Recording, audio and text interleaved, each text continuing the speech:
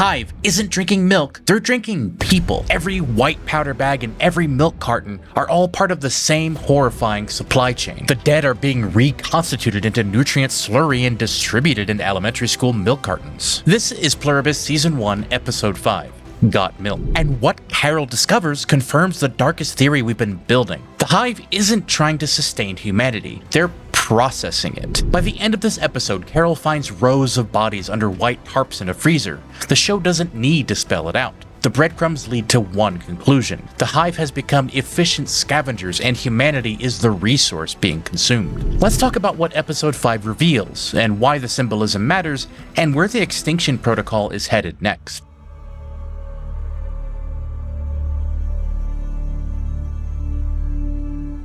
Before we dig into episode 5, a couple of quick notes from the last video. Some of you caught details I glossed right over, and you're very right. First, the Twilight Zone reference. One viewer pointed out that Carol's last name, Sturka, matches the protagonist in Third from the Sun, but there's a more direct parallel in To Serve Man. That episode follows pretty much the same beats as Pluribus. Aliens arrive promising utopia, they pass lie detector tests, they seem genuinely benevolent. Then the final twist lands. The book everyone's been trying to decipher is a cookbook. The aliens were farming humanity for food, and that's the exact trajectory we're watching with the Hive. Second is about Zosha's cardiac arrest. Was it the overdose, or did the Hive nearly kill her by overwhelming her system? The evidence supports both possibilities. Carol administered nearly double the safe dosage of thiopental to someone already weakened from a grenade blast days earlier. That's textbook respiratory and cardiac failure. But the timing raises a lot of questions. Zosha only crashes after the Hive arrives and starts chanting. If they share autonomic responses,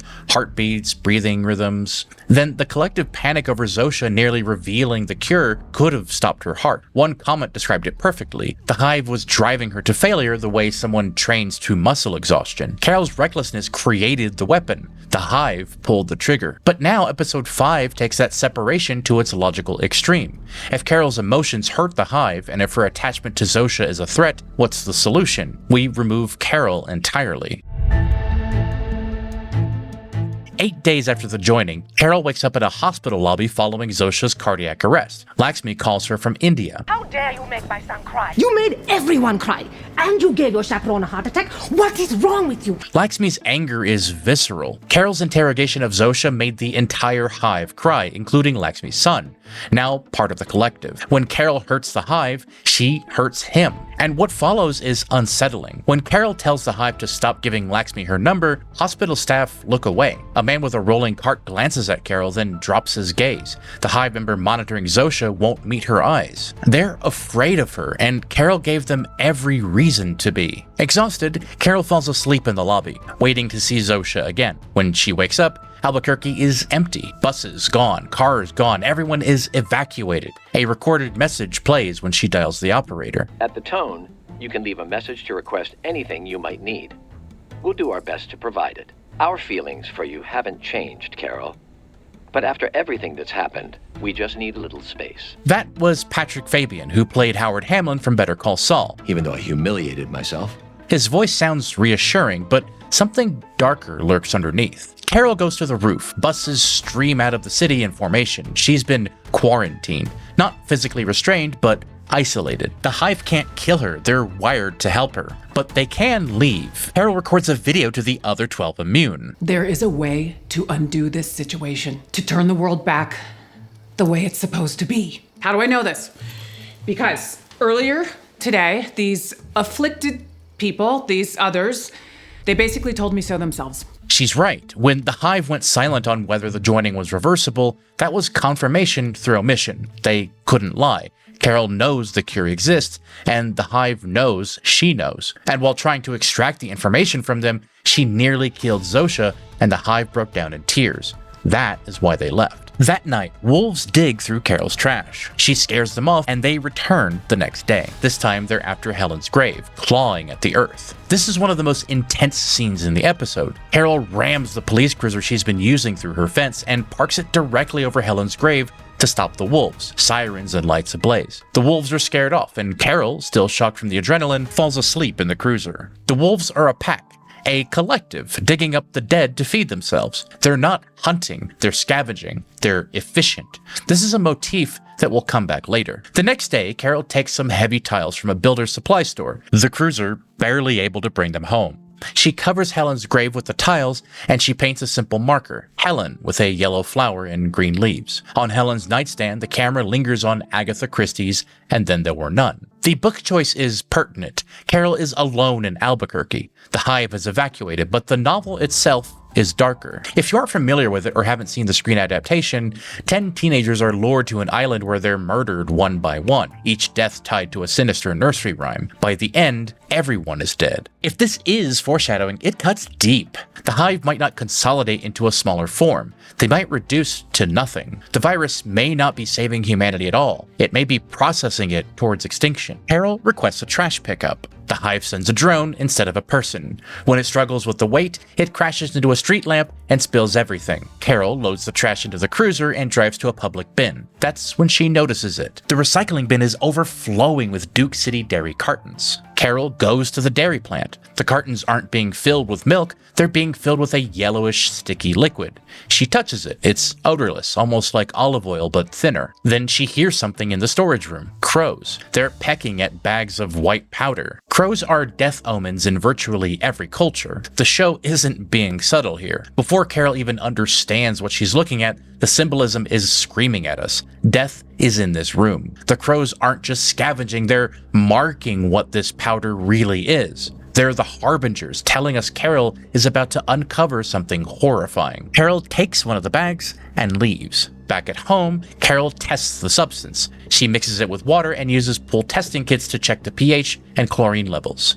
A pH of 7.1 is almost exactly neutral. Human blood is around 7.4. The liquid has been chemically balanced for biological compatibility. It's not milk, it's engineered nutrition. Carol finds a barcode on the bag. Scanning it at a grocery store yields no results, but then she discovers another bag labeled as dog food, Western Wolf brand. The address on the bag reads Agri-Jet 92857, Amarita Way, Southwest, Albuquerque, New Mexico 87105. It's a fake address, but the name isn't random. Amarita is a genus of sand crabs, filter feeders that burrow backwards into the sand, exposing only their antennae to catch food from the waves. The metaphor of the wolves in this episode is stark. Western wolf suggests nobility, but the reality is scavengers picking bones clean, and that's what the Hive has become. Efficient processors of the dead, branded as something noble. Carol then finds the Agri-Jet plant.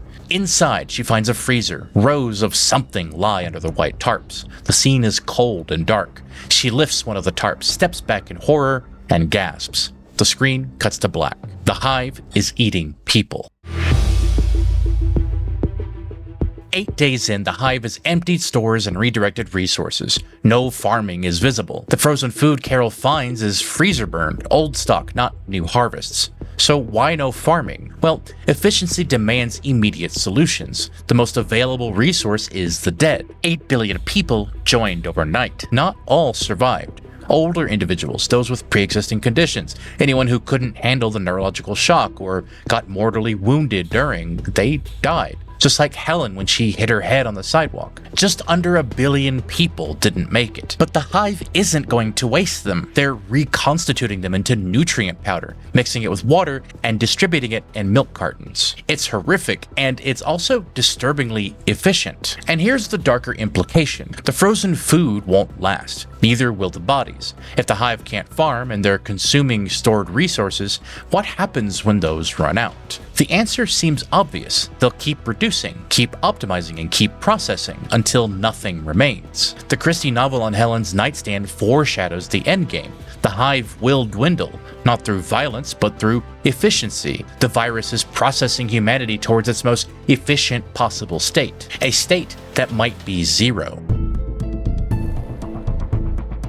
Based on episode 5 and the story momentum, here are my predictions for episodes 6 and 7. First, I think Zosha will return, but the separation will be strategic. In the last video, I predicted the Hive would separate Carol from Zosha, and they did. Episode 5 opens with the entire city evacuating overnight. Zosha was compromised because of Carol's attachment to her. The Hive felt Carol's emotions through Zosha like a live wire. Every time Carol panicked, grieved, or got angry while Zosha was present, the entire collective suffered systemic damage. Zosha wasn't the problem. Carol's proximity to Zosha was the problem.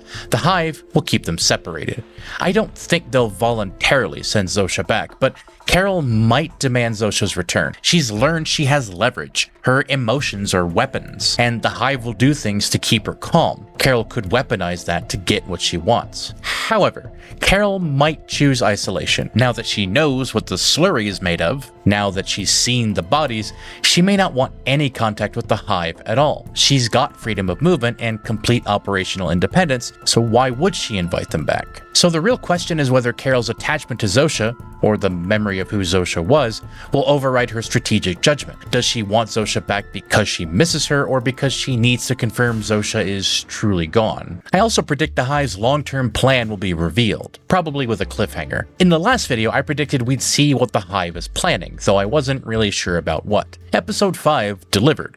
We saw the processing facility and the Soylent production. My no farming theory is now all but confirmed. The Hive appears to have abandoned agriculture entirely, and that subtle line from episode 2 at the dinner table, when asked if they are vegetarian, and they said, "That would be our preference, yes." This was the tell. They didn't say yes, they said this was preferred. They were already planning to process the dead.